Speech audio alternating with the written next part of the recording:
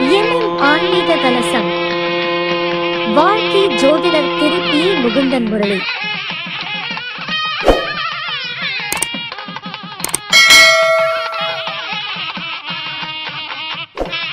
ரீதியில் இருக்கக்கூடிய பிரச்சனைக்கும் சொல்யூஷனுக்கும் தீர்வு கொடுக்கக்கூடிய ஒரு விஷயங்கள் அப்படின்னா அது நம்ம நிறைய பரிகாரங்கள் சொல்லலாம்.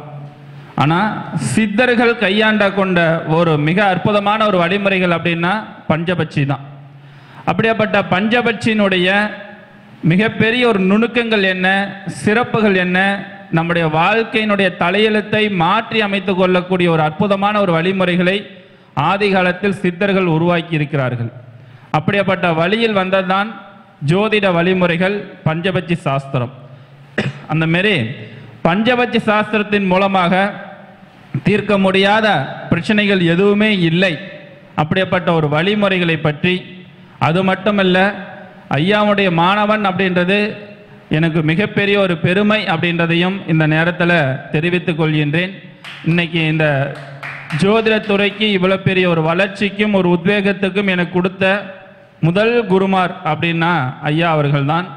எனக்கு ஒரு ஜோதிடத்துறைக்கு வெளிச்சத்தையும் எனக்குன்னு ஒரு அடையாளத்தை உருவாக்கியதும் ஐயா அவர்கள்தான்.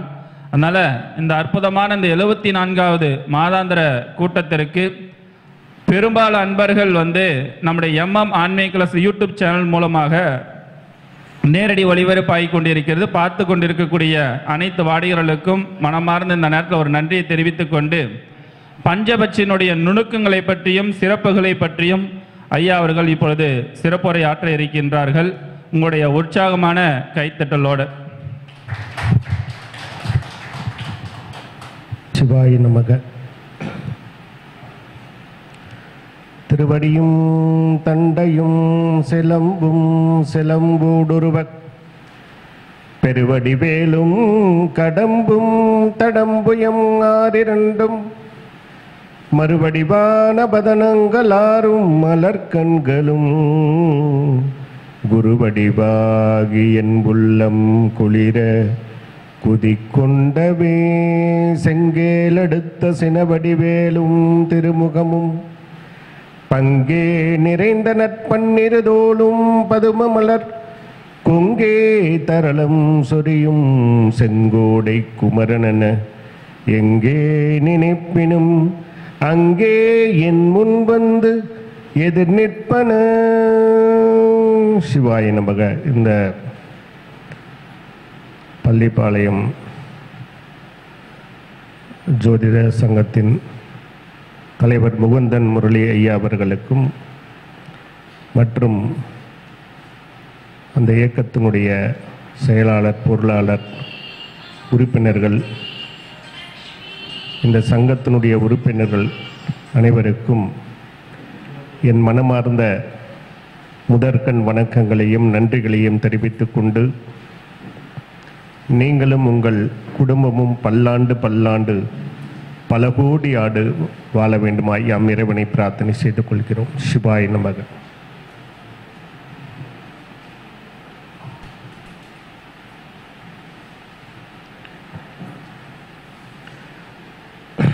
இந்த நிகழ்விலே நான் ஆற்றக்கூடிய தலைப்பு பஞ்சபட்சியினுடைய சூட்சமங்கள். கடந்த 10 ஆண்டுகளாக ஜோதிடத்தில் எத்தனையோ பிரிவுகளில் நான் பேசி வந்திருக்கின்றேன். எண் கணிதத்தை பற்றி பேசி வந்திருக்கின்றேன், கைரேகையை பற்றி பேசி வந்திருக்கின்றேன், வாஸ்து என்று ஜோதிடம் என்று பலதரப்பட்ட ஜோதிட கருத்துக்களை நான் செய்திகளாக சொல்லி வந்திருக்கின்றேன். அந்த அடிப்படையில்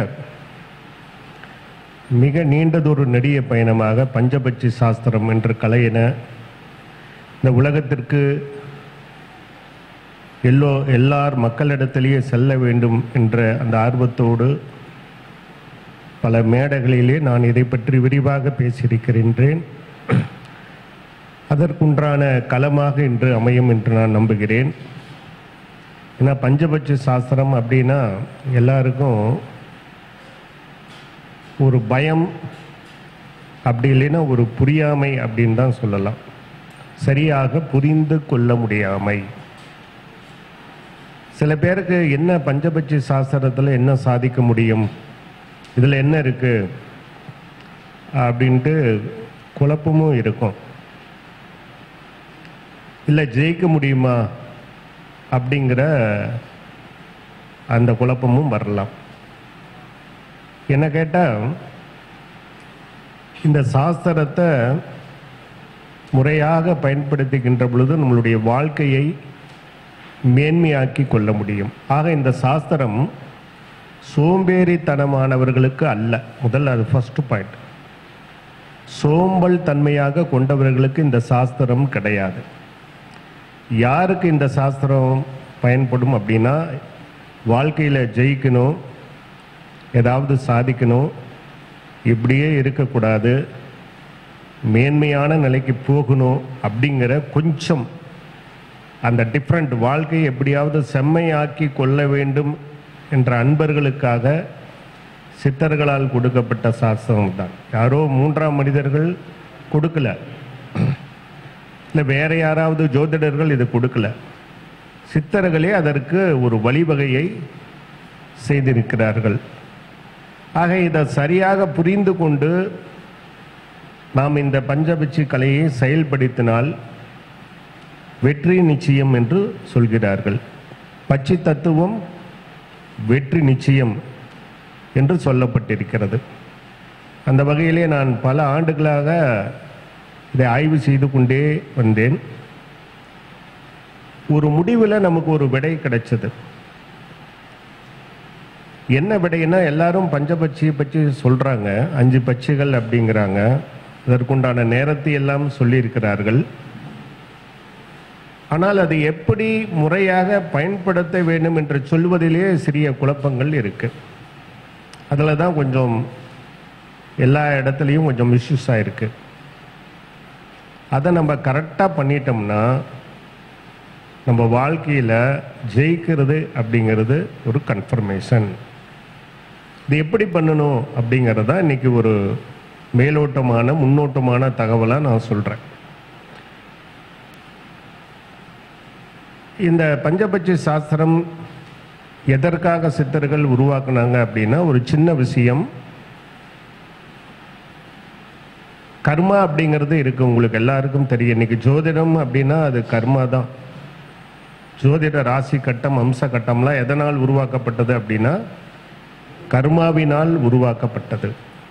நம்ம இங்கே தான் பிறக்கணும், இப்படி தான் வளரணும், இப்படி தான் சாதனை செய்ய போகிறோம், இப்படி தான் நம்ம வாழ்வியல் முறை இருக்குது அப்படின்னா அதற்கு காரணம் கர்மா தான்.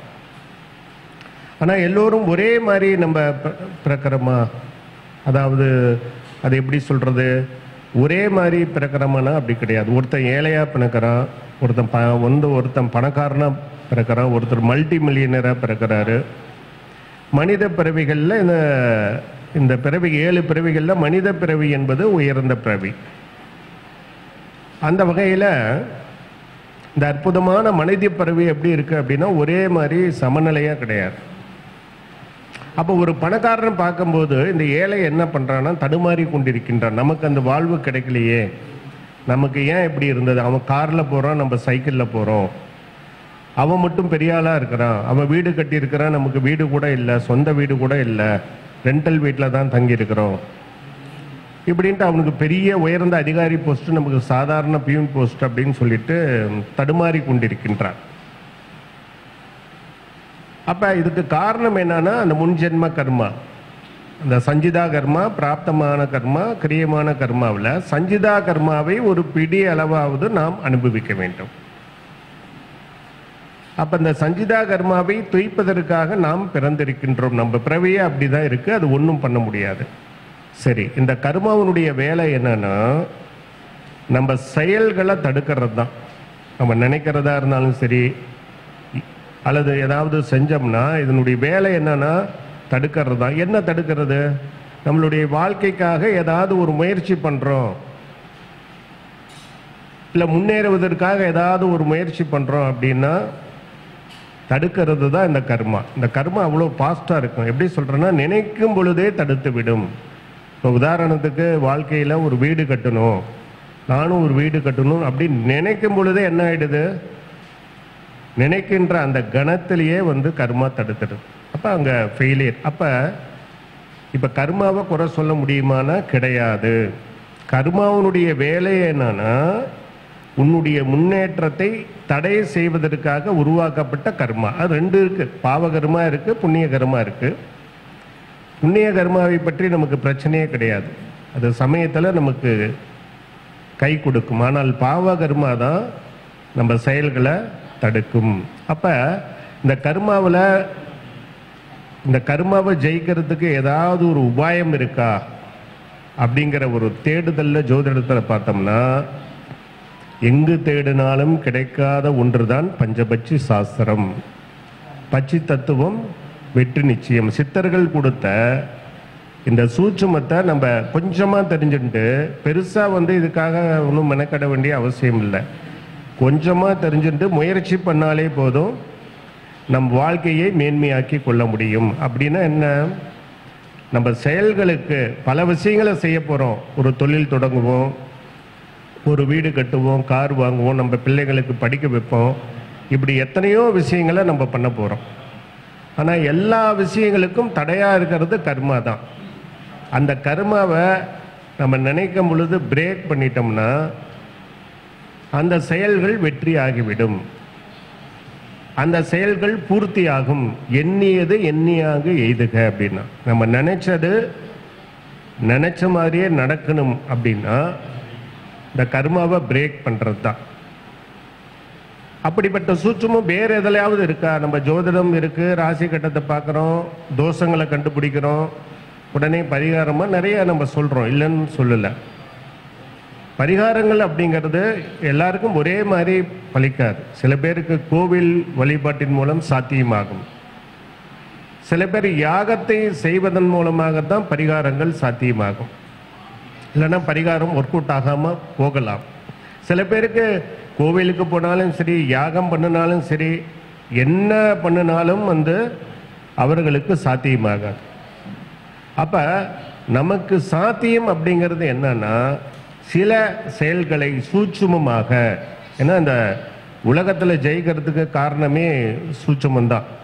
ஏன்னா தைரியத்தினால நம்ம சாதிக்க முடியாது, இல்லை உழைப்பு ஏதாவது பண்ணுனா செஞ்சால் சாதிக்க முடியுமானா முடியாது, இல்லை வேற ஏதாவது முயற்சி பண்ணால் ஜெயிக்க முடியுமா அப்படின்னாலும் அங்கே பிரேக் ஆகிடும். அப்போ என்ன பண்ணினாலும் பிரேக் ஆகுது. அப்போ தைரியத்தினால முடியாததை விட, உழைப்பினால் முடியாததை விட, முயற்சியினால் முடியாததை விட, அறிவினால் முடியாததை விட சூட்சுமத்தினால் ஒருவன் சாதிக்க முடியும். சூட்சுமந்தான் வெற்றி கொள்ளும். சூட்சுமம் ஒன்றே வாழ்க்கையை வெற்றியாக்குவதற்குண்டான வழி. அந்த சூட்சுமம் எங்க இருக்கு அப்படின்னா அந்த பஞ்சபட்சியில இருக்கு. அப்ப அந்த கடுகு சிறுத்தாலும் காரம் குறையாது அப்படின்னு சொல்லுவாங்க. இந்த பஞ்சபட்சி வந்து ஒரு சிறிய கலை. இந்த கலையை தெரிந்து கொண்டால் அது பெரிய வேலையை செய்துவிடும். அப்ப அதுக்கு சித்தர்கள் வந்து என்னன்னா ஓப்பன் டாக் பண்ணல, சும்மா சூட்சுமமா கொடுத்துட்டாங்க. 5 பட்சி இருக்கு, 5 பட்சி செய்யக்கூடிய தொழில்கள் அரசு, ஊன், நடை, துயில், சாவு என்று பிரித்து ஒரு நேரத்தை ஜாம கணக்கில் கொடுத்துட்டாங்க. ஆதி காலத்தில் ஜாம கணக்கு தான். இப்படி மொட்டையா வந்து கொடுத்துட்டாங்க, நூல்களிலும் சொல்லி இருக்கிறாங்க. ஆனால் வெளிப்படையா யாருமே சொல்ல வரல, இல்லை ஒருவேளை சொல்லக்கூடாதுன்னு நினைச்சிட்டாங்களா என்னன்னு தெரியல. ஆனால் ஒரு வாக்கு தத்துவம் என்னன்னா, இந்த பஞ்சபட்சியை யாரெல்லாம் பயன்படுத்துகிறார்களோ அவர்களுக்கு கஷ்டங்கள் வராது. பஞ்சபட்சி பூஜை தன்னை பரிவாக பூஜை செய்தால் கஞ்சமலர் மாதுதனை காணலாம். யாரெல்லாம் பஞ்சபட்சியை ஆப்ரேட் பண்றாங்களோ அவங்களுக்கு மகாலட்சுமியினுடைய அருள் கிடைக்கும். மிஞ்சி வரும் சத்துருவும் இல்லை. இப்புவியில் தனவானாய் செல்வந்தனாய் வாழ்வோமே. அதாவது உன்னை ஜெயிக்கிறதுக்கு யாருமே எதிரிகள் கிடையாது. அப்படி இருந்தாலும் அவங்க விலகி போயிடுவாங்க. அது மட்டும் இல்ல, நீ தனவானாய் செல்வந்தனாய் வாழ்வாய். அப்ப இந்த பஞ்சபட்சி சாஸ்திரத்தை யாரெல்லாம் ஆப்ரேட் பண்றாங்களோ அவர்களுக்கு மகாலட்சுமி கடாட்சம் கிடைக்கும்.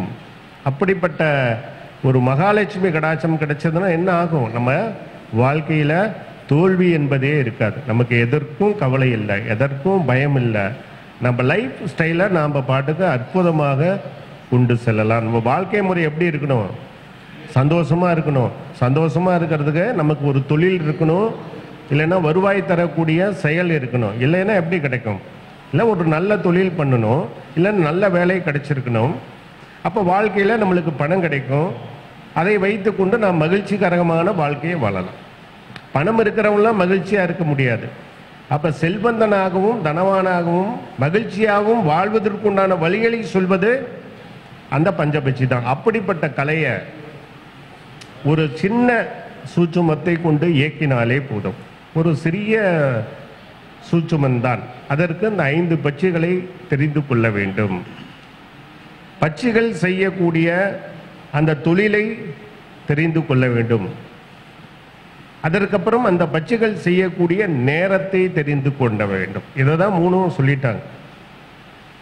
5 பட்சிகள்: வல்லூறு, ஆந்தை, காகம், கோழி, மயில். அழகா சொல்லிட்டாங்க. செய்யக்கூடிய தொழில் என்ன? அரசு, ஊன், நடை, துயில், சாவு அப்படிங்கிறதையும் சொல்லிட்டாங்க. இந்த பஞ்சபட்சி செய்யக்கூடிய நேரங்களையும் ஜாம கணக்கில் பிரித்து கொடுத்துட்டாங்க. இப்போ இருக்கிற பஞ்சாங்கத்தில் மணி நேரத்திலேயே பிரித்து கொடுத்துட்டாங்க இல்லையா? பகல் காலத்தில் 5 ஜாமம், இரவு காலத்தில் 5 ஜாமம், மொத்தம் 10 ஜாமம். சூரிய உதயத்திலிருந்து மறுநாள் சூரிய உதயம் வரை 10 ஜாமம். ஒவ்வொரு ஜாமத்திலும் உன்னுடைய பட்சி என்ன பண்ணும்? உன்னுடைய பட்சி ஏதாவது பண்ணணும்னா நீ என்ன பண்ணணுங்கிறது தான் சூட்சுமம். அதை தெரிந்து கொண்டு செயல்படுத்தினாலே நமக்கு வெற்றி கிடைக்கும். அப்ப என்ன பிரச்சனை அப்படின்னா, சொன்னவங்க எப்படி சொல்லியிருக்கிறாங்கன்னா, நீ இந்த நேரத்தில் இந்த பட்சி அரச நேரத்தில் நீ இதை பண்ணினா ஜெயிக்க முடியும். ஆனால் நடைமுறையில் அப்படி நடக்கிறதே கிடையாது. நம்ம அரசு நேரத்தில் கிளம்புனோம்னா அங்கே போய் நம்ம பட்சி ஏதாவது ஒரு பணம் கொடுக்குறோம், ஒருத்தருக்கு கடன் கொடுக்குறோம். அந்த கடன் கொடுப்பது எதற்கு? நமக்கு திருப்பி தந்துடுவான், வட்டி கிடைக்குன்னு சொல்லி கடன் கொடுப்போம். நம்ம கொடுக்கும்போது சாவு நேரமாக போயிடும். அப்போ அந்த படன் வாங்க முடியாது. இல்லை ஒரு தொழிலில் போய் தொழில் தூங்கக்கூடிய நேரமாக இருக்கும். நம்ம நிறைய பேர் பத்திரம் ரிஜிஸ்டர் ஆஃபீஸனுக்கு போவோம். நம்ம அரசு நேரத்தில் தான் போவோம். ஆனால் உங்களுக்கு அந்த ரிஜிஸ்டர் அந்த டைம் பார் ஆகிடும். அவங்க கூப்பிடுற நேரம் தான். அவங்கக்கிட்ட போயிட்டு ரிஜிஸ்டர்கிட்ட இது மாதிரிங்க என்னுடைய பட்சி அரசு நேரங்க, இப்போ நாங்கள் பண்ணி ஆகணும்னு ஆர்குமெண்ட்லாம் பண்ண முடியாது. அவங்க எந்த டைம் கூப்பிடுறாங்களோ அதுதான். அப்போ அங்கே ஃபெயிலியர் ஆகிடும். அப்போ இந்த மாதிரி தவறுகளும் நடக்கும். ஏன்னா சொன்னவங்க அப்படி தான் சொல்லியிருக்கிறாங்க. உன் பட்சி அரசு உன் காலத்தில் நீ செய்தால் நீ நடக்கக்கூடிய காரியம் வெற்றி ஆகுன்ட்டு. சரி, நாமளும் என்ன பண்ணுறோம்? நம்ம பஞ்சபட்சியை கஷ்டப்பட்டு தெரிஞ்சுட்டு நம்ம ஒரு செயலை செய்கிறோம். ஒரு செக்கில் கையெழுத்து போடுறோம், கடை திறப்பு விழா பண்ணுறோம். அப்படி ஏதாவது பண்ணணும்னா அது கரெக்டான அந்த டைமிங்ஸ் ஒரு சிலது கரெக்டாக பண்ணிடுவோம். ஆனால் ஒரு சிலது கரெக்டாக பண்ண முடியாது. ஒன்று. இரண்டாவது என்ன ப்ராப்ளம் அப்படின்னா, எல்லா செயல்களுக்கும் ஒரு பூஸ்டப் அப்படிங்கிறது ஒன்று இருக்கு.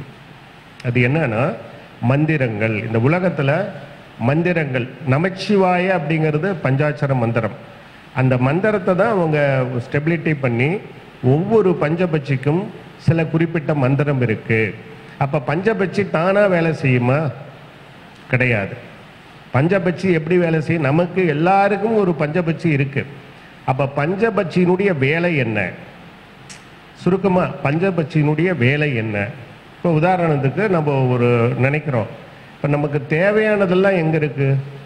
நமக்கு தேவையானதெல்லாமே பிரபஞ்சத்தில் தான் இருக்கு.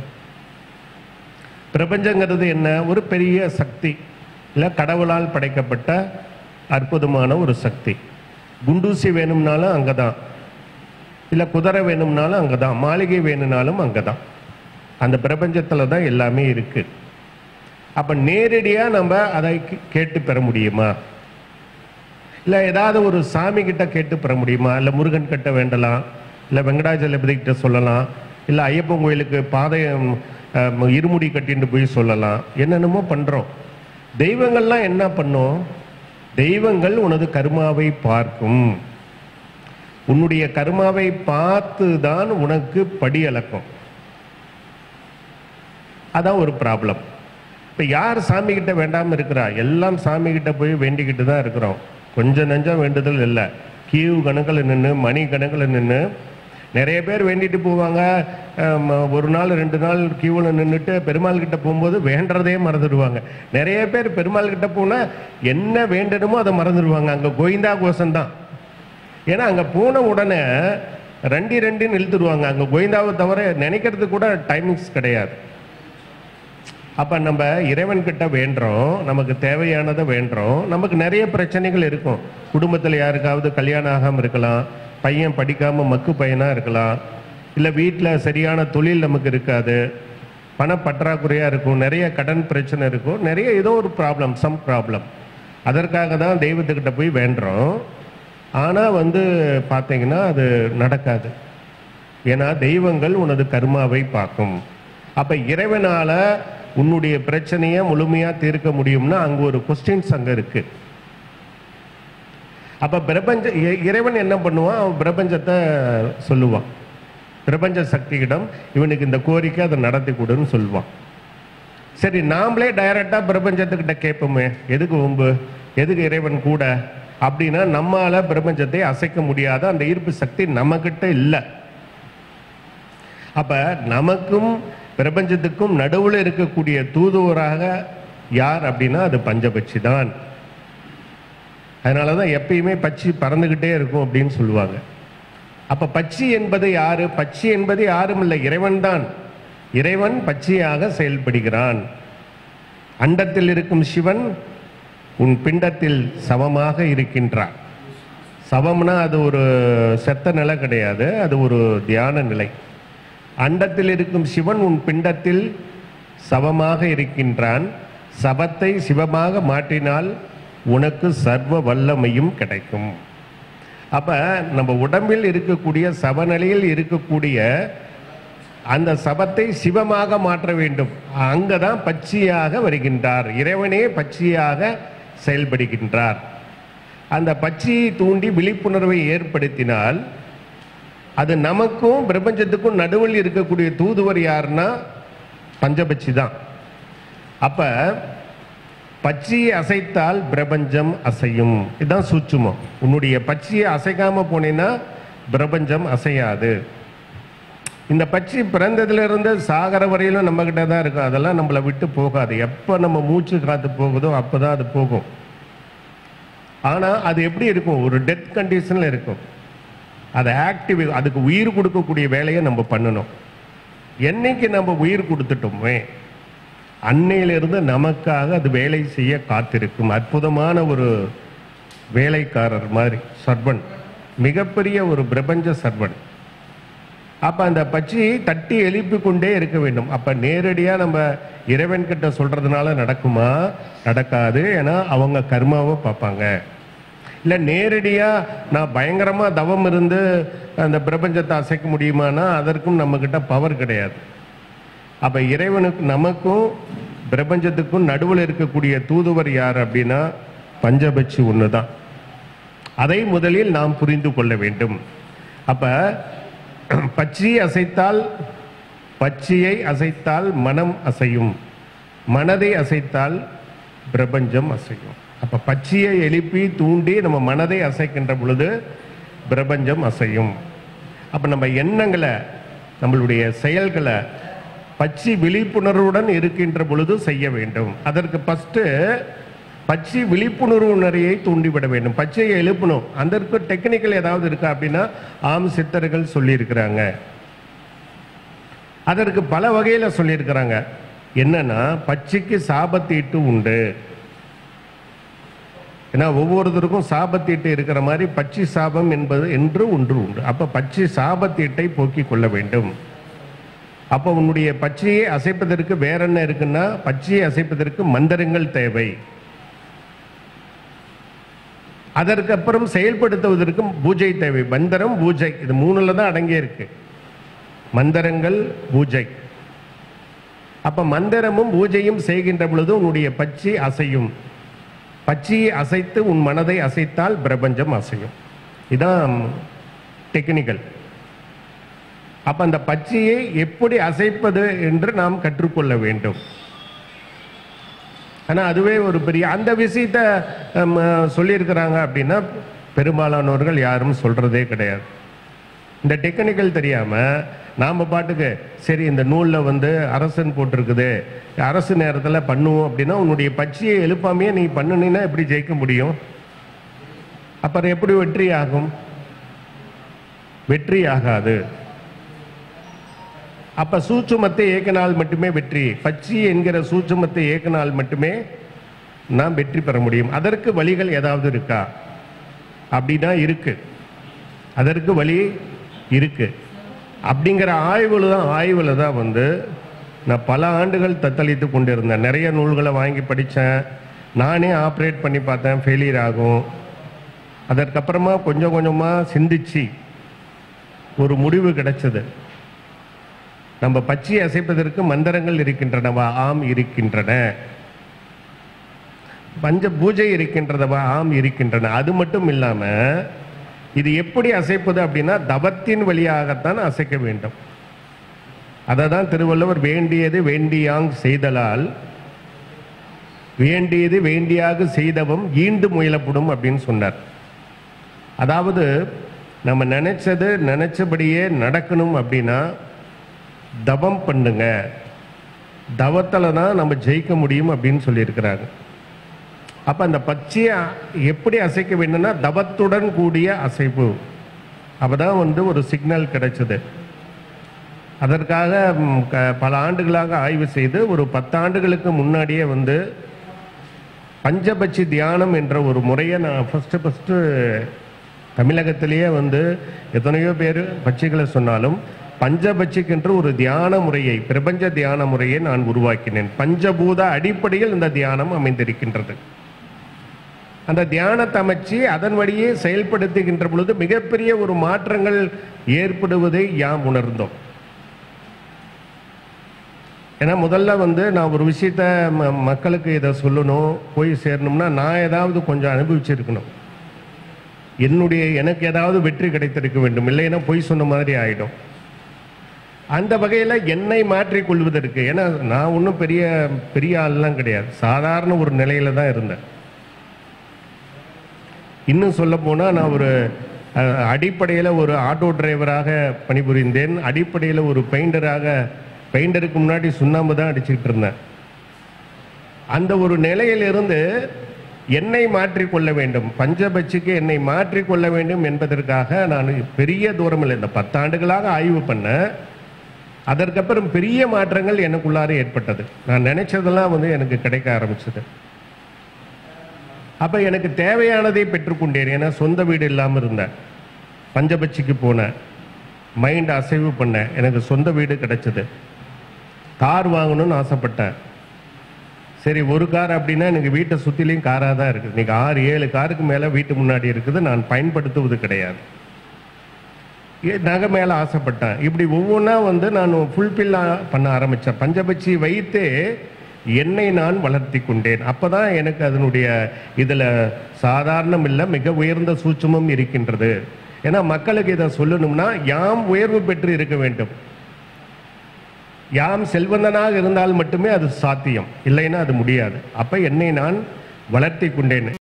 அப்போதான் நினைச்சேன் இதில் மிகப்பெரிய சூட்சம் இருக்கு, இது மக்களுக்கு சொல்ல வேண்டும். அப்படிங்கிறதுக்காக தான் அந்த பஞ்சபூத தியானத்திற்கு மிகப்பெரிய உரம் கொடுத்தேன். பஞ்சபூதத்தின் அடிப்படையில் தியானம் பண்ணி தான் எதையும் ஒன்றும் சாதிக்கணும். தியானம்னா நீங்கள் போய் காட்டுக்கு போய் பண்ணுற தியானம் கிடையாது. பெரிய காட்டுக்கு போய் உக்காந்துக்கிட்டு தாடியெல்லாம் வளர்த்திக்கிட்டு அந்த மாதிரி எல்லாம் ஒன்றும் கிடையாது. ஒரு 10 நிமிஷம், ஒரு 15 நிமிஷம், அவ்வளோதான் மெடிடேஷன். நமக்காக வாரத்தில் டெய்லியும் பண்ணணுமா அவசியமே கிடையாது. வாரத்தில் 1 நாள் 2 நாள். ஏன்னா நம்ம ஏன் பண்ணணும் அப்படின்னா நம்ம வாழ்க்கை மாறணும்னா பண்ணி தான் ஆகணும். களை வெட்டுறவன் களை வெட்டிக்கிட்டே தான் இருக்கிறான், மம்டி பிடிக்கிறவன் இன்னும் மம்டி பிடிச்சிட்டே இருக்கிறான். ஆட்டோ டிரைவர் எல்லாமே இன்னும் சில பேர் ஆட்டோ டிரைவராகவே இருக்கிறாங்க. எப்போ வாழ்க்கையை மாற்றிக்கொள்வது? இன்னைக்கு ஆட்டோ டிரைவராக தான் இருந்தேன் நான். அப்படியே இருந்தால் இன்னும் கொஞ்சம் பெரிய ஆட்டோவோ வாங்கியிருப்பேன்னா என்னன்னு தெரியாது, ஷேர் ஆட்டோ வாங்கியிருப்பேன்னா என்னன்னு தெரியாது, அவ்வளோதான். பஸ் டிரைவராக இருக்கிறாங்க, அவங்களுக்கு என்ன பெரிய ப்ரொமோஷனு? அதே சட்டையிலிருந்து ப்ளூ கலர் சட்டைக்கு மாறுது, அவ்வளோதான் ப்ரொமோஷன். வேற என்ன ப்ரொமோஷன்? பஸ் டிரைவரை விட்டு நீ 40 வருஷம் ஓட்டினா உனக்கு ஃப்ளைட்டாக கொடுக்க போகிறாங்க, அது கிடையாது. அப்போ நாம தான் நம்மை மாற்றிக்கொள்ள வேண்டும். அந்த சூட்சுமம் நம்ம இடத்திலேயே இருக்கின்றது, அது பட்சியிலே இருக்கின்றது. அப்போ பட்சி அசைத்தால் பிரபஞ்சம் அசையும், பிரபஞ்சம் அசைந்தால் நம் வாழ்க்கை அசையும். நம்ம வாழ்க்கையை மாற்றுறதுக்கு உண்டான அற்புதமான வழி என்னன்னா பஞ்சபட்சி தான். எல்லாரும் என்ன பிரச்சனை அப்படின்னு, எல்லாருமே ஜாதகத்தை நம்ம எடுத்துட்டு போகிறோம், பார்க்குறோம், அப்படியே இருந்துடலாமா? ஒரு ஜோதிடரை பார்க்குறோம், பார்த்த உடனே சார் உங்களுக்கு அந்த உங்கள் ஜாதகத்தில் யோகமே இல்லைங்க, உங்கள் வாழ்க்கையே அப்படி தான் இருக்கும் அப்படின்னா என்ன பண்ணுவீங்க? அப்படியே இருந்துடுவீங்களா? இல்லை உங்களுக்கு பயங்கரமான தோஷங்கள் இருக்குது, உங்களுக்கு சகட தோஷம்லாம் இருக்குது, நீங்கள் ஜெயிக்கவே முடியாது, உங்கள் வாழ்க்கை சூன்யம் தானே, அப்படியே விட்டுருவீங்களா? அதெல்லாம் நம்ம பிறவி பயன்கள். நம்ம ஜாதகத்தில் இருக்கிற விஷயங்களை ஜோதிடர்கள் கண்டுபிடிக்கிறாங்க, அந்த தோஷங்களை கண்டுபிடிக்கிறாங்க, அதை சொல்றாங்க. ஆனால் மாற்றுவதற்குண்டான சூட்சுமம் எதுல இருக்கு? உன் ஜாதகம் எப்படி வேணாலும் இருக்கட்டும், ரொம்ப கேவலமா இருக்கட்டும், அல்லது பாவப்பட்ட ஜாதகமே இருக்கட்டும், அந்த பாவப்பட்ட ஜாதகத்தையும் யோகமாக மாற்ற முடியுமானா அது பஞ்சபட்சியிலே இருக்குது. ஆம், மாற்ற முடியும், அதுதான் உண்மை. நீ எவ்வளவு கேவலமான நிலையில் இருந்தாலும் மிக உயர்ந்த நிலைக்கு வரணும் அப்படின்னா இந்த சூட்சுமத்தை நீ இயக்கினாலே போதும். இதற்காக நீ பெருசா தியாகம் பண்றது ஒன்றும் கிடையாது, மம்முட்டி பிடிச்சி வெட்டுறதெல்லாம் இல்லை. ஒரு தினந்தோறும் ஒரு 10 நிமிஷம் மெடிடேஷன் பண்ணணும். நான் என்னதான் டீச்சிங் பண்றேன், பஞ்சபட்சி அது எதுன்னு சொன்னா டக்குன்னு புரியாது. இருக்கிறது 5 பட்சி, 5 தொழில், டைமிங் இருக்கு. நீ மெடிடேஷன் எப்படி பண்ணணும் அப்படிங்கிறதா நான் சொல்லக்கூடிய சூட்சுமம். அப்ப பஞ்சபூத தத்துவத்தின் அடிப்படையில் அந்த மெடிடேஷனை பண்ணணும். அதற்கு மந்திரங்கள் இருக்கு. பட்சி சாபம் போக்குவதற்குண்டான மந்திரங்கள் சொல்லி இருக்கிறாங்க, சித்தர்களே அதை சொல்லி இருக்கிறாங்க. உனக்குண்டான பட்சி எதுன்னு கண்டுபிடி. அதை வளர்பிறை தேய்பிறை, வளர்பிறைக்கு ஒரு பட்சி இருக்கு, தேய்பிறைக்கு ஒரு பட்சி இருக்கு. பஞ்சாங்கத்திலே அது சாதாரணமாக சொல்லி இருக்கிறாங்க. அது ஒரு பெரிய மேட்டரே இல்லை. உன்னுடைய பட்சியை தெரிஞ்சுக்கிட்டியா? அந்த பட்சியை கொஞ்ச நேரம் பூஜை பண்ணு, நேசி. எப்படி நீ இறைவனுக்கு பூஜை பண்றியோ உன் பட்சிக்கு பூஜை பண்ணு. பட்சி என்பது சிவன் தான், சிவன் என்று வைத்துக் கொள்வோம். இல்ல அல்லானா அல்லான்னு வச்சுக்குங்க, இல்ல ஏசுனா ஏசுன்னு வச்சுக்குங்க, இல்ல மாரியம்மா காளியம்மா, நீ என்ன நினைக்கிறையோ அதான் கடவுளாக மாறிவிடும். நீ எந்த தெய்வத்தை நினைக்கின்றாயோ உன்னுடைய பட்சி அந்த கடவுளாகவே மாறிவிடும். உனக்கு விருப்பப்பட்ட எந்த தெய்வமாக வைத்துக் கொள்ளலாம். அந்த பட்சி அதற்கேற்றவாறு தன்னை எப்படி தண்ணீர் இந்த இதுக்கு பாட்டிலுக்கு தகுந்த மாதிரி மாறுது, இந்த கிளாஸுக்கு தகுந்த மாதிரி மாறுது இல்லையா? அது மாதிரி இறைவன் உன்னுடைய பட்சி என்பது உன்னுடைய நினைவுக்கு ஏற்றவாறு மாறிக்கொள்ளும். அப்போ உன்னுடைய வெற்றிக்கு என்ன பண்ணணும் அப்படின்னா தினந்தோறும்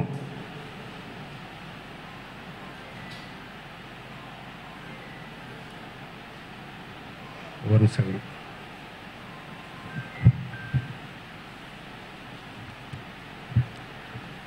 அப்போ உன்னுடைய வெற்றி, வாழ்க்கையில வெற்றி பெறணும், சாதிக்கணும். நான் ஏற்கனவே சொல்லிட்டேன், இது சோம்பேறிகளுக்கான உண்டானது அல்ல. சோம்பேறிங்க ஒண்ணுமே பண்ண மாட்டாங்க, அப்படியே தான் இருப்பாங்க. அட்டை மாதிரி யாராவது கிடைச்சிருந்தா அவங்கள ஒட்டிண்டு அவங்க கொடுக்குற பணத்தை வச்சுக்கிட்டு வாழ்ந்துட்டு போவாங்க. அவர்களுக்கு உண்டானது பஞ்சபட்சி அல்ல. யார் ஜெயிக்கணும்? நல்லா ஜெயிக்கணும், பெரிய ஆளா வரணும், சந்தோஷமா இருக்கணும், அது முக்கியம். பெரிய ஆளா என்ன பிரயோஜனம் இல்லையா? ஒண்ணுமே கிடையாது. 1000 ஏக்கர் நிலம் இருந்தாலும் நீங்க அரைப்படி அரிசிக்கு மேல திங்க முடியாது. இல்ல அரண்மனை, உங்களுக்கு அரண்மனை மாதிரி வீடு இருக்குதுன்னா அந்த பக்கம் ஒரு தலையும் இந்த பக்கம் வாசலுக்கு ஒரு காலையும் வச்சே தூங்க முடியும். 10க்கு 10 ரூம் தான் போதும். நம்ம தூங்குறதுக்கு 10க்கு 10 இருந்தா போதுங்க. நல்லா ஹார்ட் ஒர்க் பண்ணினா பாயில படுத்தாவே தூங்கிடுவோம். நல்ல கடுமையா உழைச்சி பாருங்க, பாயில படுத்தா தூக்கம் வரும். ட்ரெயின்ல பல நாள் தூங்காம போனீங்கன்னா நீங்க பாத்தீங்கன்னா பாத்ரூம் பக்கத்துல கூட நம்ம அசந்து தூங்கிடுறோம். அதெல்லாம் கிடையாது.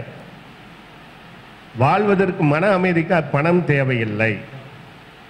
அப்ப மனதை அமைதியோடு நடத்தி கொள்வது.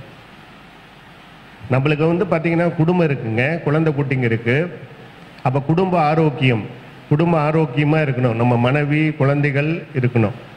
அடுத்தது உறவினர்கள், அவங்களோட நம்ம நல்ல தகவல் நல்ல தொடர்பு முறைகளை ஏற்படுத்தி கொள்ள வேண்டும். மாமா, பெரியப்பா, அத்தை, சித்தி இவர்களோட மனமகிழ்ச்சியோடு வாழ வேண்டும். நண்பர்கள் ஒரு பக்கம். அதற்கப்புறம் சமுதாயம். இந்த சமுதாயத்தில் நம்ம பெரிய ஆளா வரணும். சமுதாயத்துக்கு ஏதாவது ஒன்று பண்ணணுங்க, சமுதாயத்துக்கு ஏதாவது செய்யணும். அப்போ சமுதாய ஆரோக்கியம், குடும்ப ஆரோக்கியம், மன எல்லாத்துக்கும் மேலே நீ என்னதான் இருந்தாலும் உன் மைண்டு வந்து நல்லா இல்லைன்னா ஒன்றுமே இல்லை. அந்த மைண்டை ஆரோக்கியமாக வச்சுக்கணும். இடுக்கண் வருங்கால் நகுக இல்லையா, துன்பம் வரக்கூடிய வேலையில கூட சிரிக்க கற்றுக்கணும் அப்படின்னு சொல்லியிருக்கிறாங்க. அப்போ எந்த சூழ்நிலைகளிலும் நம்ம எதை வேணாலும் விட்டு கொடுக்கலாம், நம்ம மைண்டை விட்டு கொடுக்கக்கூடாது. அப்போ எல்லாவற்றையும் போற்றுகின்ற வழியில், எல்லாவற்றையும் உயர்த்துகின்ற வழியில் ஒரு அற்புதமான வழி இருக்கா? உன் ஜாதகம் எப்படி, நான் மறுபடியும் திரும்ப திரும்ப சொல்கிறேன், உன் ஜாதகம் எப்படி இருந்தாலும் கவலை வேண்டாம். அவங்க சொல்லிட்டாங்க, இவங்க சொல்லிட்டாங்க, சார் 7.5 சனி சார், எனக்கு அஷ்டம சனி சார். கஷ்டம்தான், அதெல்லாம் கர்ம பேதைகள். அஷ்டம சனி வருவது கர்ம பேதை, 7.5 சனி வருவது கர்ம பேதை. அது பேதைனா துன்பம். நீ துன்பத்தை அனுபவிக்கிறதுக்காகவே ஐயா வரார், 7.5 சனி வரார். அதை தான் ஒரு பாடல்ல, பஞ்சமஸ்தானத்தில் சனி என்றாலும் வஞ்சமுடன் அட்டமத்தில் சனி இருந்தால் துன்பமாகும், வையகத்தோர் பலித்தெடுவே எஞ்சலில்லா சோம்பலாகி என்னாலும் கஷ்டம் நஷ்டம் அரிஷ்ட புலன் உண்டாகும் என்று ஓதுவீரே அப்படின்ட்டு அழகா சொல்லிட்டாங்க. இந்த அஷ்டம சனிக்கு உண்டான பாடல் அது. அதெல்லாம் வேதை, சனி பகவான் கொடுக்கக்கூடிய வேதை. ஆனால் அதுக்கு மேலே அந்த துன்பத்தை போக்குவதற்காக உன்கிட்டயே உன் கூடவே இருக்கக்கூடிய ஒரு தெய்வம் இருக்கு. அதை என்னைக்காவது உத்து பார்த்தோமா? பார்க்கல. என்னைக்காவது நினைச்சு பார்த்தோமா? பார்க்கவே இல்லை.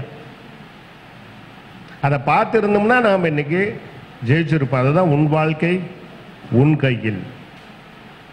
உங்ககிட்ட தான் எல்லா சக்தியும் இருக்கு. அதை பயன்படுத்தி நீ வெற்றி பெறுவாய். அது அந்த சக்தி எப்படி இருக்கு? பட்சியின் உருவத்திலே இருக்கின்றது. அப்ப பட்சி அசைத்து மனதை அசைத்தால் பிரபஞ்சம் அசையும். அந்த பிரபஞ்சத்தை அசைக்கக்கூடிய சூட்சுமம் பஞ்சபட்சியிலே இருக்கு. அதுக்கு தான் வந்து பஞ்சபட்சியில தியான முறைகளை நாம் உருவாக்கி இருக்கிறோம். 5 விதமான தியான முறைகள் பஞ்சபூதத்தின் அடிப்படையிலே. ஆகாய தத்துவம், நெருப்பின் வடிவிலே தத்துவம், காற்றின் வடிவிலே தத்துவம், நிலத்தின் வடிவிலே தத்துவம், நீரின் வடிவிலே தத்துவம். 5 தத்துவத்தின் அடிப்படையில் 5 விதமான தியான முறைகள். ஏன்னா 5 விதமா வேலை செய்யும். அப்பதான் பஞ்சபூத சக்திகளை ஒன்றிணைக்க முடியும். எப்படி வீட்டில் வாசுக்காக என்ன பண்றோம், அங்க வாசலை வைங்க, இங்க வந்து ஜன்னலை வைங்கன்னு சொல்றதுக்கு காரணம் என்னன்னா, பஞ்சபூத சக்திகளை வீட்டினில் ஒன்றிணைக்கும் அந்த அற்புதமான விஷயம்தான். ஜெனரேட்டர் மாதிரி நம்ம வீடு. அது மாதிரி உன் உடம்புல பஞ்சபூத சக்தி குறைஞ்சதுன்னா உனக்கு அறிவில் தயக்கம், அறிவில் வந்து அறிவு குறைபாடு வந்துடும். ஏன்னா பஞ்சபூத சக்தி இல்லைன்னா இல்லை. நெருப்பு சக்தி இல்லைன்னா கண்ணு தெரியாதுங்க. நம்ம உடம்புல நெருப்பு சக்தி இல்லைன்னா வயிறு ஜீரணமாகாது. போட்ட பொருள் போட்டபடியே இருக்கும். நீர் சக்தி இல்லைன்னா ரத்தம் கெட்டு போயிடும். காற்று சக்தி இல்லைன்னா நுரையீரல் கெட்டு போயிடும். மண் சக்தி இல்லைன்னா மண்ணீரல் அவுட்டு, எலும்புகள் நரம்புகள் எல்லாமே பாதிக்கப்படும். இப்போ 5 விதமான பஞ்சபூத சக்திகள் நமக்கு தேவை. உணவின் மூலம் கிடைக்கின்றது, இன்னொன்று பிரபஞ்சத்தின் மூலம் கிடைக்கின்றது. நாம் என்ன பண்றோம், உணவின் மூலமா மட்டும்தான் எடுத்துக்கிட்டு இருக்கிறோம். மண் சக்தி வேணும்னா வந்து பார்த்தீங்கன்னா நம்ம இந்த சேனக்கிழங்கு, உருளைக்கிழங்கு இதிலெல்லாம் மண் சக்தி இருக்கு, அதில் எடுத்துக்கிட்டு இருக்கிறோம். இப்படி ஒவ்வொரு பொருளை சாப்பிட்றதுனால நீர் பூசணிக்காயை சாப்பிட்டீங்கன்னா நீர் சக்தி கிடைச்சிடும்.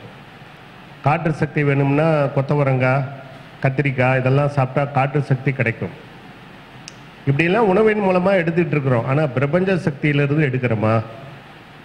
பாருங்க, உணவின் மூலம் கிடைக்கக்கூடிய சக்தி உனது உடலுக்கு வலுவூட்டும்.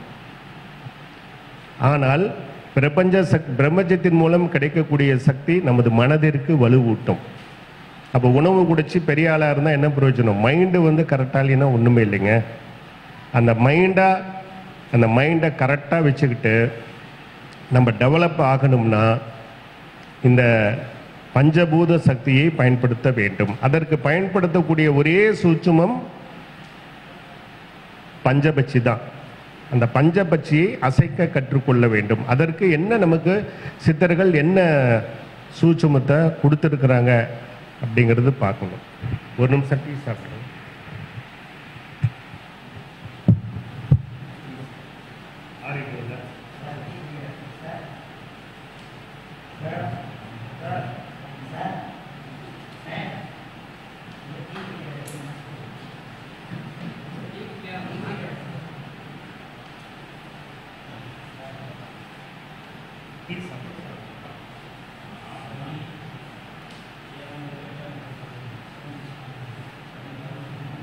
பயன்படுத்தி நம்ம வாழ்க்கையை எப்படி மாற்றுவது அப்படின்னா பல விஷயங்கள் சொல்லப்பட்டிருக்கிறது. பிரபஞ்ச சக்தியை வச்சு நம்ம வாழ்க்கையை எதை வேணாலும் மாற்றலாம். எல்லா பிரச்சனைகளுக்கும் தீர்வு ஆல் இன் ஒன். நமக்கு உடம்புல இருக்கக்கூடிய மெடிக்கல் மருத்துவ பிரச்சனைகள் இருந்தாலும் சரி, இல்லை வேறு ஏதாவது கனவுகள், இல்லை வேறு ஏதாவது, அது எப்படின்னு சொல்கிறதுன்னா என்ன வேணாலும் பண்ணிக்கலாங்க. நம்ம சொந்தமாக தொழில் பண்ணுமா பண்ணிக்கலாம், இல்லை இப்போ இருக்கிற நிலையிலிருந்து உயரதிகாரி பதவிக்கு போடுமா பண்ணிக்கலாம், இல்லை ஒரு எதிரி பயங்கரமாக என்ன டிஸ்டர்பன்ஸ் பண்ணுறான், பிரச்சனை பண்ணிக்கிட்டே இருக்கிறான்.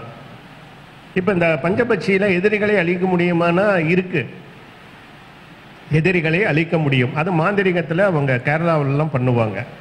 ஆனால் நம்ம இதில் அப்படி கிடையாது. எதிரிகள் இங்கு அழிக்கப்படுவதில்லை, எதிரிகள் விலகிவிட வேண்டும். இதுதான் சூட்சுமம். எதிரியை அழிக்கணும்னு நினைக்காத, உன்னுடைய எதிரி, உனக்கு தொந்தரவு செய்கின்ற எதிரி உன்னை விட்டு விலகினாலே போதும். ஏன் அப்படி நினைக்கக்கூடாது? போட்டியில் இங்கே ஜெயிக்கலாம். எத்தனையோ போட்டியாளர்கள் இருப்பாங்க, 100 போட்டியாளர்கள் இருப்பாங்க. ஆனால் உனக்குன்னு ஒரு இடம் அங்கே இருக்கும். அங்கே ஜெயிக்கிறதுக்கு பஞ்சபட்சி வழிவகுத்து கொள்ளும். இந்த உடம்புல வியாதிகளா, அதை தீர்ப்பதற்கும் நிறைய வழிமுறை, வியாதிகளை தீர்த்து கொள்ளலாம். இல்லை நீ எப்படி இருக்கிற, எந்த மாதிரி வரணும், எந்த மாதிரி வீடு இருக்கணும், எந்த மாதிரி கார் வேணும், வாழ்க்கை துணைவி எப்படி இருக்கணும், இல்லை நயன்தாரா மாதிரி ஒரு பொண்ணு வேணுமா, தவறு கிடையாது. நயன்தாரா மாதிரி ஒரு பொண்ணு நினைக்கிறது தவறு கிடையாது. அந்த அம்மா மாதிரி ஒரு கண் இருக்கலாம், ஒரு பல் இருக்கலாம், காது இருக்கலாம், மூக்கு இருக்கலாம், ஏதோ ஒரு ரூபத்தில் கிடைக்கலாம் இல்லையா? ஆனால் நயன்தாராவே வேணும்னு நினைக்கிறது தப்பு. அது பெரிய பிரச்சனையாக மாறிடும். ஸோ வாழ்க்கையில் நீ என்ன லெவல், நீ எப்படி நினைக்கிறியோ அதற்கேற்றவாறு உன்னால் வாழ முடியும். அந்த நம்பிக்கை உங்களுக்கு வேண்டும். அதற்கு என்ன பண்ணணும்? ஒரு சிறு அசைவை கொடுக்க வேண்டும். பெருசாக டெய்லியும் பண்ண வேண்டிய அவசியம் இல்லை. வாரத்தில் ஒரு நாள் அல்லது மாதத்தில் ஒரு நாள் அழகாக ஒரு இடத்துல கம்முன்னு ஒரு 10 நிமிஷம் உக்காந்துட்டு உன்னோட பச்சி என்ன, அந்த பச்சிக்கு உண்டான மந்திரத்தை சொல்லிட்டு ஒரு குறிப்பிட்ட தியான நிலையில் இருந்தாலே போதும், அது தானாக வேலை செய்ய ஆரம்பிச்சிடும். அதற்கு என்னன்னா, நமக்கு என்ன பிரச்சனைனா, நீ ஒரு ஷாப் ஓப்பன் பண்ணுற, இது பஞ்சபட்சி நேரத்தில் தான் ஓப்பன் பண்ணணும்னு அவசியம் இல்லை. இந்த விதையை கரெக்டாக நீங்கள் விதைச்சிட்டிங்கன்னா போதும், தானாகவே அது எந்த நேரமாக இருந்தாலும் வளர்ந்துடும். ராகு காலமாக இருக்கட்டும், யமகண்டமாக இருக்கட்டும், எந்த நேரமாக இருந்தாலும், ஆனால் விதையை கரெக்டாக நீங்கள் விதைச்சிடணும். அந்த விதை விதைக்கிற சூட்சுமம் தான் பஞ்சபட்சி. ஒரு நிலத்தில் விதை போட்டால் வருதா இல்லையா? எங்கள் தேங்காயை நீங்கள் மாங்காயை நட்டிங்கன்னா மாம்பழம் தானே உங்களுக்கு கிடைக்கும். எட்டிக்காயை விதைச்சா எட்டிக்காயை தான் கிடைக்கும். நீ விதை நட்டுட்டு அங்கே தேங்காயை எதிர்பார்க்க முடியுமா? நீ எதை விதைக்கிறையோ அது கண்டிப்பாக உனக்கு கிடைக்கும். மாற்றிலாம் கிடைக்காது. இயற்கையை அப்படி மாற்றாது. நீ என்ன விதைச்சியோ அதுதான் கிடைக்கும். அதை தான் வினை விதைத்தவன் வினை எடுப்பான், திணை விதைத்தவன் திணை அறுப்பான்னு சொல்லியிருக்கிறாங்க. அப்போ அங்கே நல்ல நிலத்தில் ஒரு நல்ல விதையை அங்கே விதைக்கிறோம், அது நமக்கு கிடைச்சிருது, பலமாக கிடைச்சிருது. அதே மாதிரி இந்த நல்ல மனசில் நல்ல எண்ணங்களை நினைக்கணும். நல்ல மனசில் நல்ல எண்ணங்களை விதைக்க வேண்டும். அப்போ நிலத்தில் 2 டைப் இருக்கு, விளை நிலம், தரிசு நிலம். விளை நிலத்தில் வேலைக்காரன் இருப்பான், தண்ணி இருக்கும், அங்கே விதைச்சிங்கன்னா உங்களுக்கு அது கிடைக்கும், அந்த பலன் கிடைக்கும். தரிசு நிலத்தில் வேலைக்காரன் இருக்க மாட்டான், தண்ணி இருக்காது, அங்கே விதைச்சிங்கன்னா உங்களுக்கு கேரண்டி கிடையாது. ஏன்னா அது வானம் பார்த்த பூமி. அது மாதிரி தான் மனசுல 2 மனசு இருக்கு இல்லையா? அதை தான் சித்தர்கள் ஆசை மனம், அறிவு மனம் அப்படின்னு சொல்லியிருக்கிறாங்க. அது சிவ வடிவத்தில் இருக்கு. சிவனுடைய மேற்பகுதி ஆசை மனம் என்றும், லிங்கத்தின் அடிப்பகுதி அறிவு மனம் என்றும் சொல்கிறார்கள். அதற்கு நடுவில் ஒரு திரை இருக்கு. அப்ப நம்மளுடைய எண்ணங்களை ஆசை மனசுல விதைக்கணுமா இல்ல அறிவு மனசுல விதைக்கணுமா? ஏன்னா அறிவு மனதில் தான் தெய்வம் இருக்கின்றார். ஆசை மனசுல தெய்வம் இல்லை.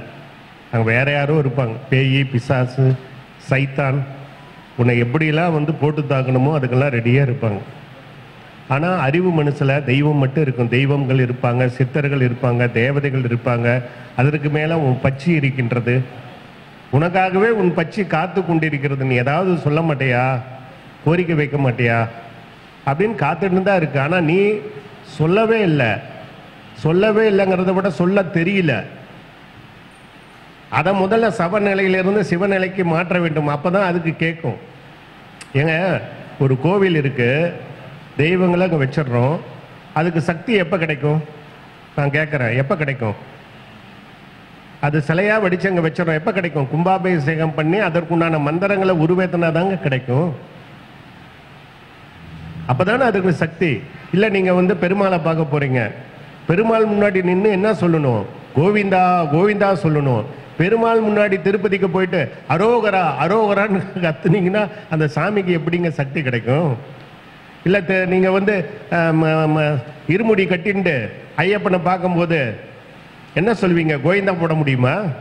அந்தந்த தெய்வங்களுக்கு உண்டான மந்திரத்தை நீங்க உபயோகம் பண்ணாதான் அந்தந்த தெய்வத்துக்கு சக்தி கிடைக்கும். அப்பதான் உங்களுக்கு அருள் கிடைக்கும்.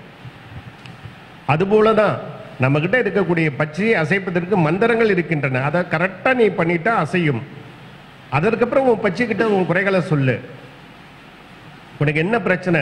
யார்கிட்ட போய் சொல்ற? பக்கத்து வீட்டுக்காரங்கிட்ட சொல்ற, மாமங்கிட்ட சொல்ற, ஃப்ரெண்டு கிட்ட சொல்ற.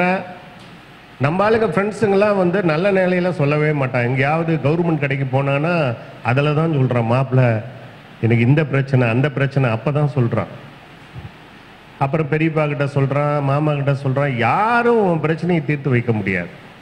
ஆனா உன் கூடவே இருக்கிற சாமி, உன் குலசாமி, குலசாமி வடிவில் இருக்கக்கூடிய உன் பச்சை கிட்ட ஏன் சொல்லல? ஏன்னா சொல்ல தெரியல. சொல்வதற்குண்டான உபாயத்தை யாரும் சொல்லல.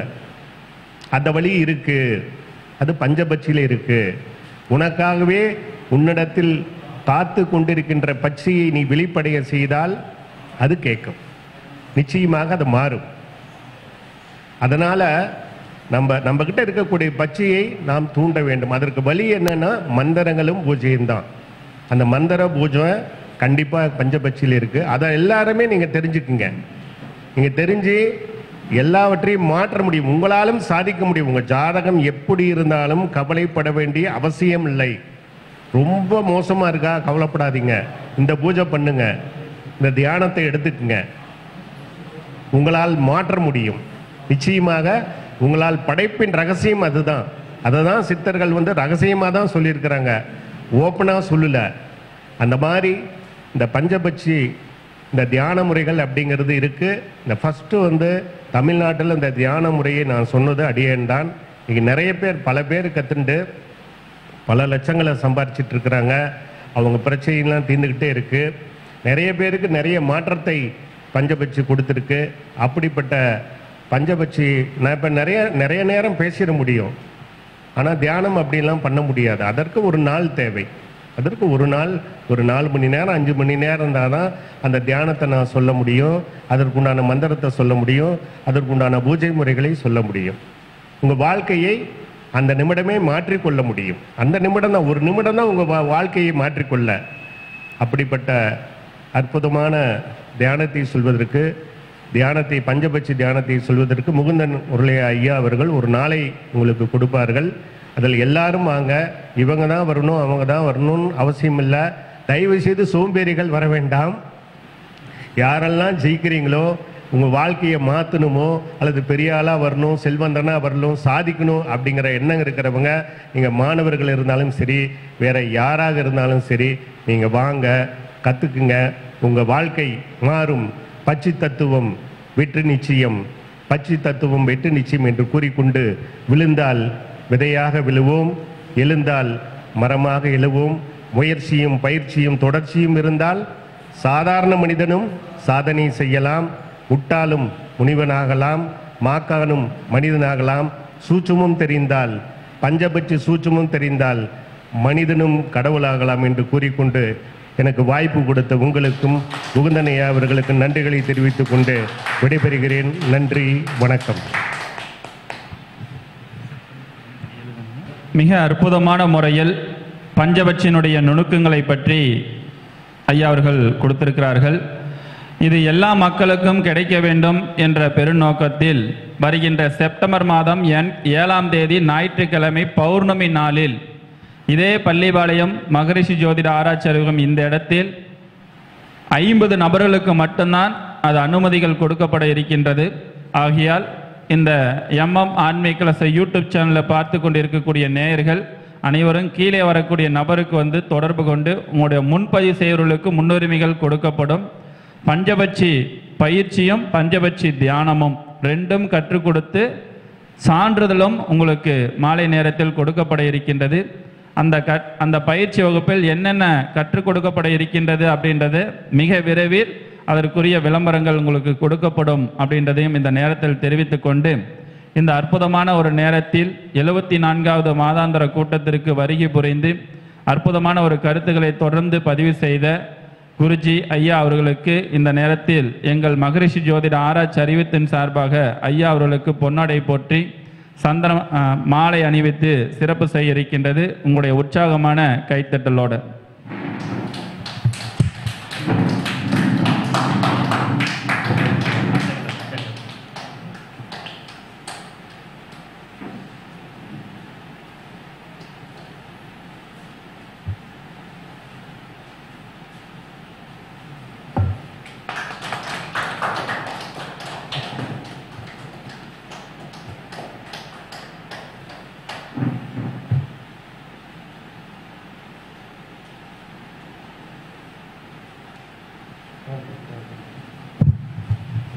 மிக்க நன்றிங்க ஐயா.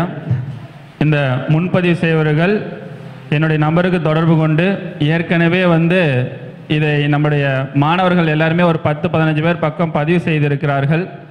ஆகையால் விருப்பமுள்ளவர்கள் உடனடியாக பதிவு செய்து கொள்ளுங்கள். இப்பொழுது நம்முடைய வெங்கடேசன் ஐயா அவர்கள் இப்பொழுது சிறப்புரை ஆற்ற இருக்கின்றார். சனி பகவானின் மகிமைகள் என்ற அற்புதமான ஒரு தலைப்பில் ஐயா அவர்களை பேச வருமாறு வருக வருக என அன்போடு அழைக்கின்றோம்.